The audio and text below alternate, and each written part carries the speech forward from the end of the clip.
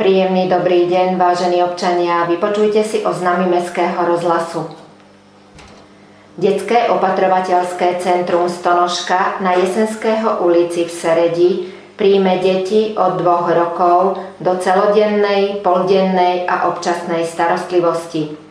Bližšie informácie môžete získať priamo v centre alebo na telefónnom čísle 0905 733 822. Kino Nova v Seredi vás, milí spoluobčania, pozýva dnes 10. augusta na sledovanie akčného filmu s názvom Jednotka samovrahov.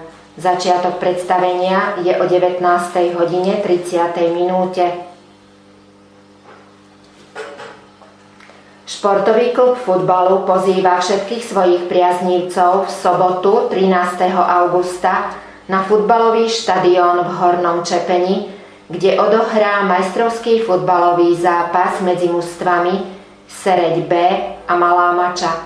Začiatok zápasu je o 17. hodine.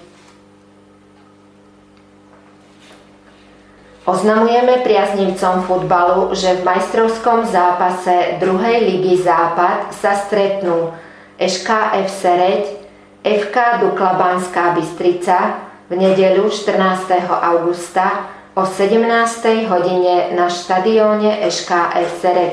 Srdečne vás pozývame.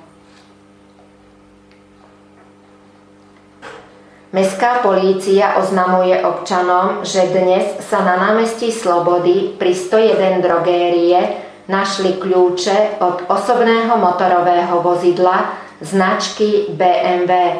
Majiteľ si ich môže vyzdvihnúť na mestskej polícii.